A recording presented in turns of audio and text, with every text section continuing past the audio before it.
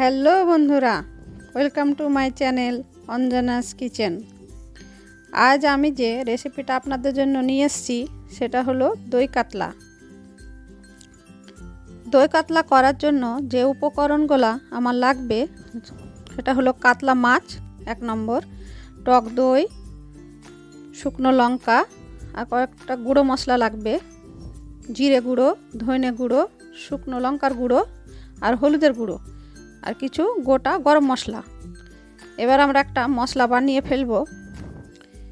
এটা পোস্ত আর কাজু আর মৌরির একটা পেস্ট, 2 চামচ পোস্ত নেব, 7-8টা দানা কাজুর নেব আর 1/2 চামচ গোটা মৌরি নেব।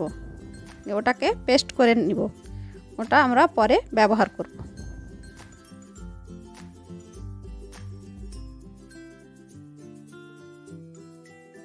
প্রথমে কাতলা মাছটাতে আমরা নুন হলুদ ভালোভাবে মাখিয়ে নেব।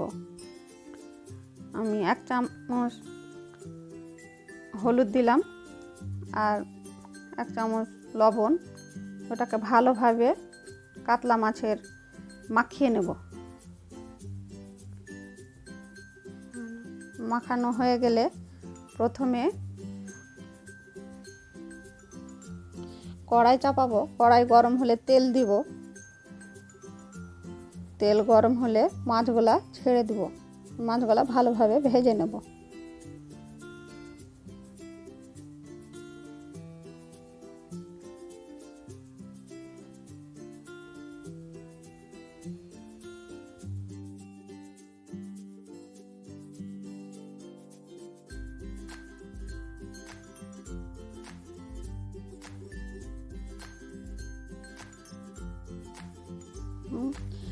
মাছটা আমার এই দুটো ভাজা হয়ে গেছে, এই দুটো তুলে নেওয়ার পর বাকি দুটো দিয়ে দেব।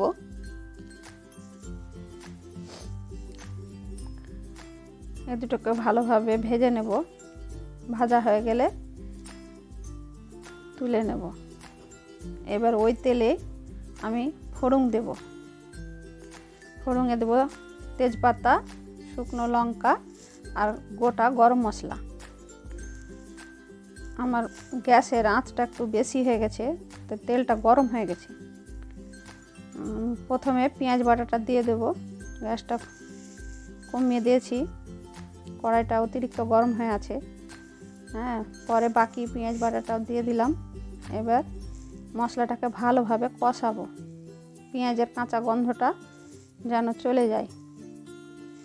পেঁয়াজটা ভালোভাবে কষা হয়ে গেলে এবার আমি এতে কিছু মশলা অ্যাড করব। প্রথমে দিলাম লবণ, এবার দেব শুকনো লঙ্কার গুঁড়ো, তারপর দেব জিরে গুঁড়ো, ধনে গুঁড়ো, নিয়ে মিক্স করে নেব ভালোভাবে কষিয়ে। আদা রসুন বাটা দিব 1 চামচ।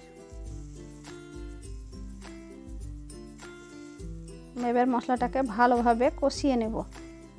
মশলাটা কষানো হয়ে গেলে আগে যে আমি একটা মশলা বেটে রেখেছিলাম পোস্ত, কাজু আর মৌরির, ওই মশলাটা দিয়ে দেব, পেস্টটাকে দিয়ে দেব।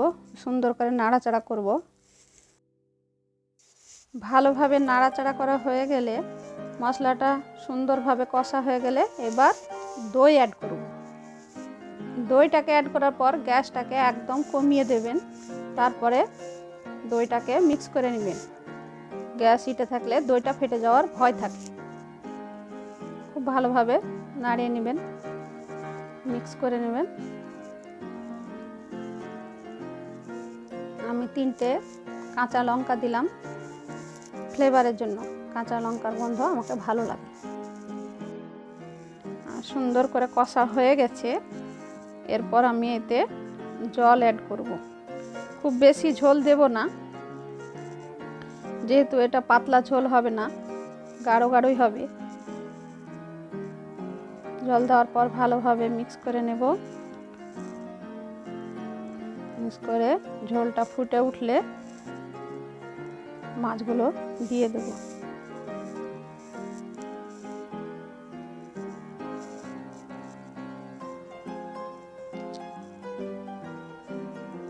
মাছগুলোকে দিয়ে সামান্য নাড়িয়ে নেব,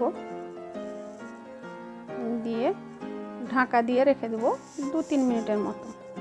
2 মিনিট ফুটে উঠবে, তারপর ঢাকাটা পেলে একটু দেখতে ভালো লাগে আর গন্ধটা মাছের মধ্যে চলে যাবে। সব শেষে ধনেপাতা দিব, দিয়ে গ্যাস অফ করে ঢাকা দিয়ে কিছুক্ষণ স্ট্যান্ডিং টাইম দেব। এরপর সার্ভ করব। আপনারা রেসিপিটা করে দেখবেন, নিজে খাবেন, বাড়ির লোককে খাওয়াবেন। ভালো লাগলে আমাকে কমেন্ট বক্সে জানাবেন আর আমার চ্যানেলটাকে সাবস্ক্রাইব করে যাবেন। এতক্ষণ আমার সঙ্গে থাকার জন্য আপনাদেরকে ধন্যবাদ। আবার দেখা হবে খুব শীঘ্রই। ভালো থাকবেন, সুস্থ থাকবেন। আজ চলি।